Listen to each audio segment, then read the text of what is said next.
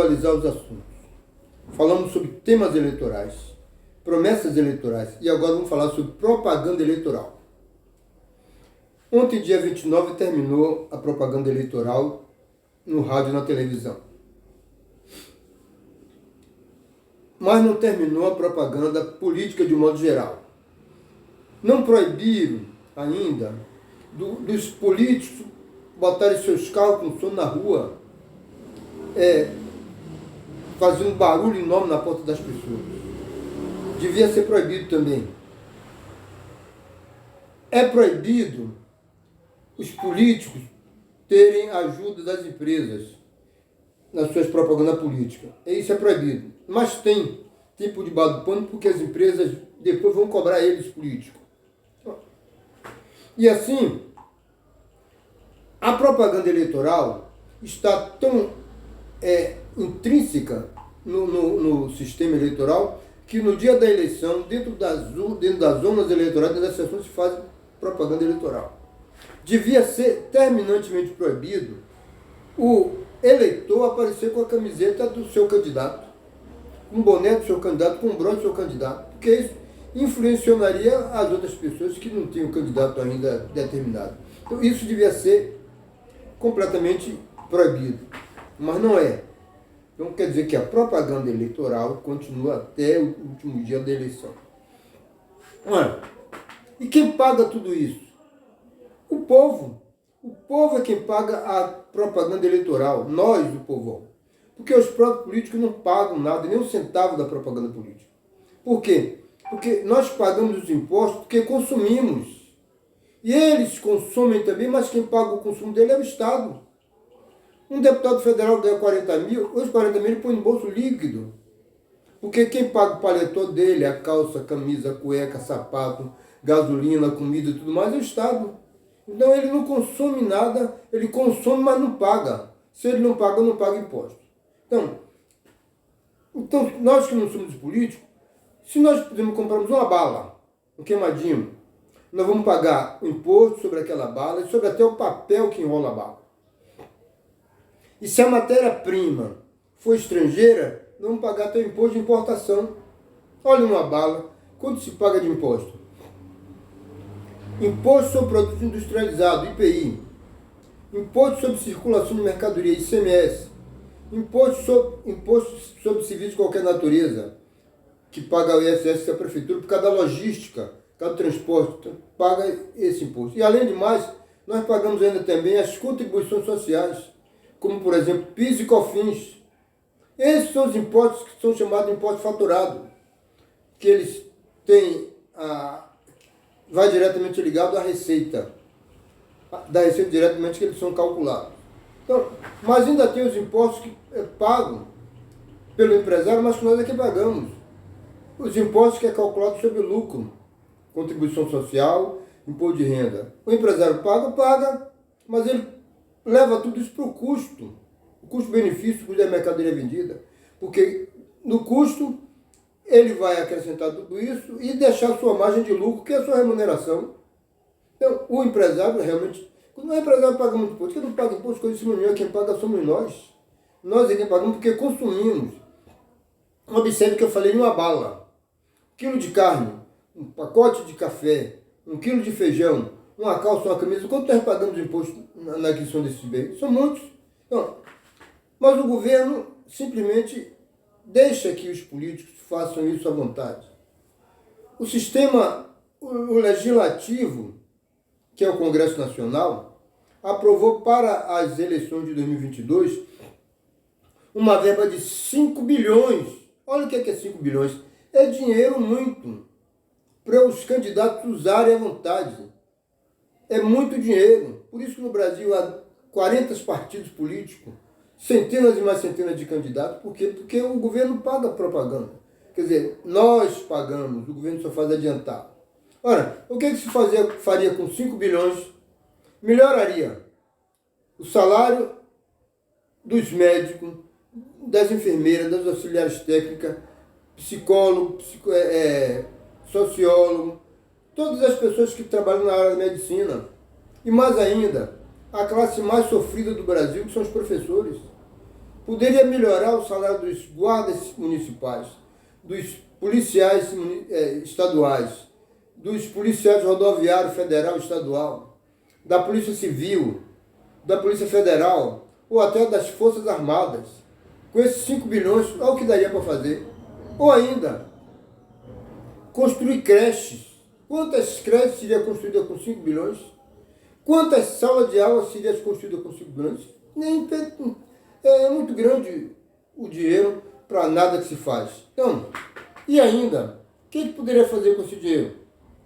Equipar essas instituições de saúde, de segurança, de educação, com equipamento de primeira linha da nossa era digital, que não tem as repartições públicas, ainda vivem do passado. Então melhoraria isso aí. Tem dinheiro para fazer isso, mas não fazem. Por que não fazem? Porque não é de interesse deles. O interesse partidário é ter quem pague a propaganda política. Olha só, no Brasil há em torno de 35 ou 40 partidos políticos. Então eles são beneficiados. Vamos passar isso para um país mais avançado. Nos Estados Unidos são 2 partidos. 2 apenas, democrata e republicano. Quantos candidatos a presidente da República? 2, um do lado, outro do outro. Aqui são 10, 12. Porque existe a facilidade do dinheiro rodar, existe a facilidade do dinheiro aos políticos para fazer isso. Então, o Congresso Nacional aprovou um orçamento de 5 bilhões. Aprovou e está aprovado. Ninguém vai contra. Ah, mas o presidente da República pode vetar. Se o presidente da República vetar, eles quebram, eles derrubam o veto do presidente da República, porque já aprovaram, não é de hoje. Então funciona assim. O Congresso Nacional aprova e o presidente sanciona. Aí o presidente vê que alguns itens ele vai vetar, ele veta. Mas o veto vai para novamente o Congresso Nacional que derruba. Então, aprovou, está aprovado. As centenas de candidatos a cargos eletivos. O que no Brasil precisava? Ter uma sociedade igualitária na educação. O pedreiro pode ser o candidato a deputado federal? Pode sim, contanto que ele tenha conhecimento suficiente, que ele estudou, que ele fez curso. Mas para isso é o Estado quem faz. É o Estado quem controla isso, é a questão da educação, das escolas graduais, com possibilidade de melhorar a sua condição na educação.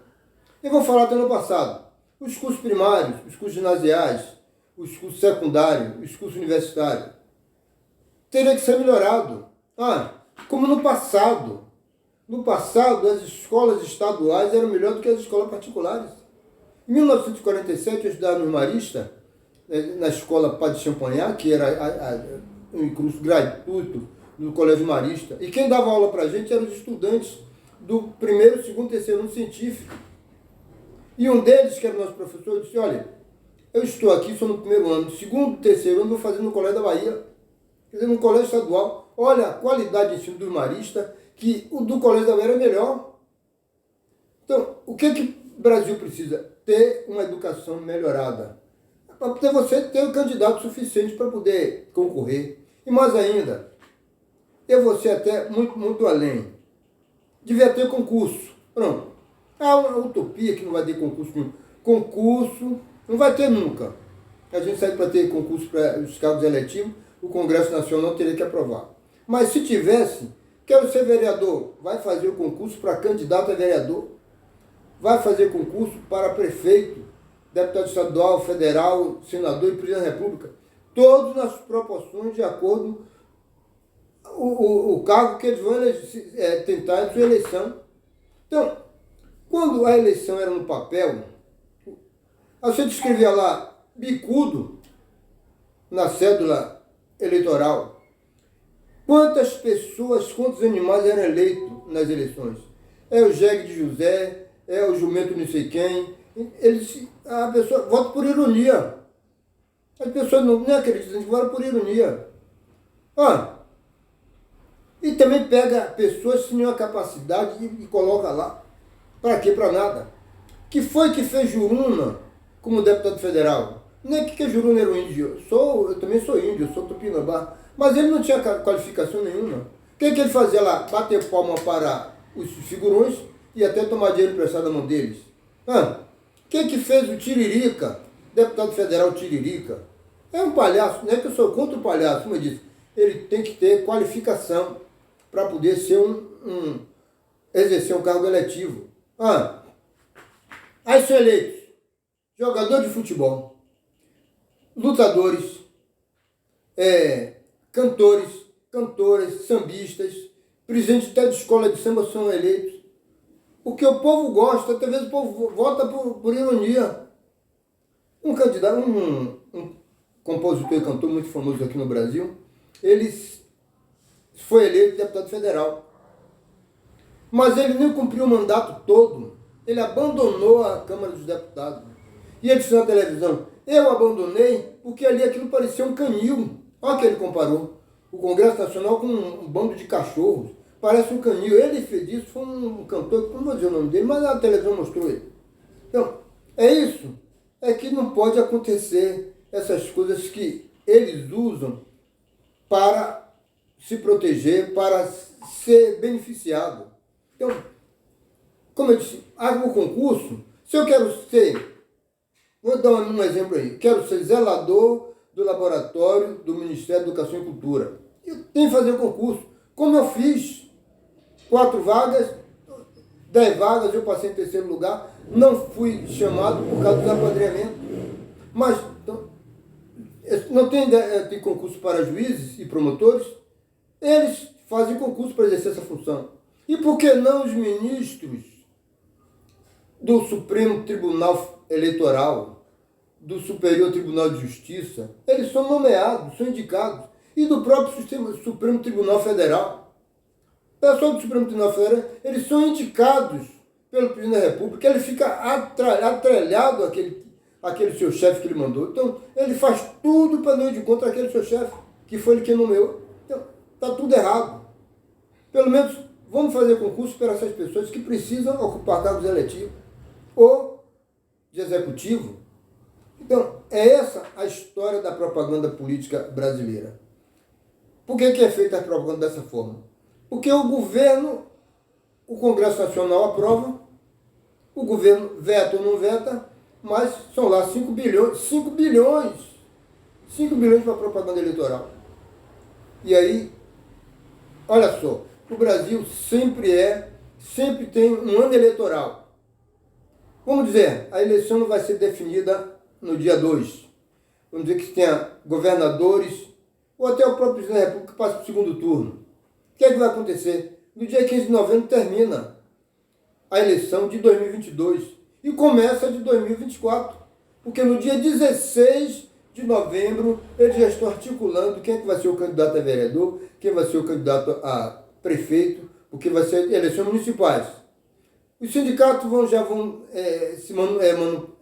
se manifestar, as associações de bairro, as ONG, para ajudar seus candidatos daqui a um ano, daqui a 2 anos.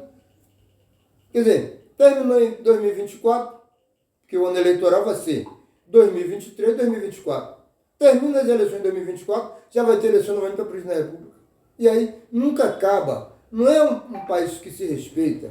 Não existe isso nos outros países. Mas as eleições para prefeito, para deputados estaduais, para senadores e presidente da República são divergentes, mas não tem ano eleitoral. Não existe isso.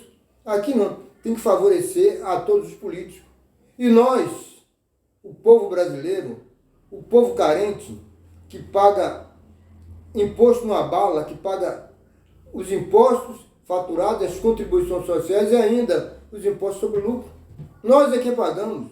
Ninguém se engane nisso. Se você compra 1 quilo de feijão, você vai pagar PIS, COFINS, contribuição social, imposto de renda, IPI, ISS, ICMS, tudo isso que paga somos nós. Para quê? Para beneficiar os políticos.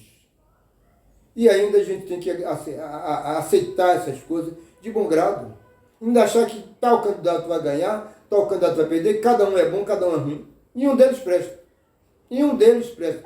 Porque são todos mentirosos. São todos mentirosos. Não existe nem exceção. Portanto, vamos ver se muda isso. Pelo menos não se fazia um orçamento de 5 bilhões para a política e deixar o povo morrer de fome.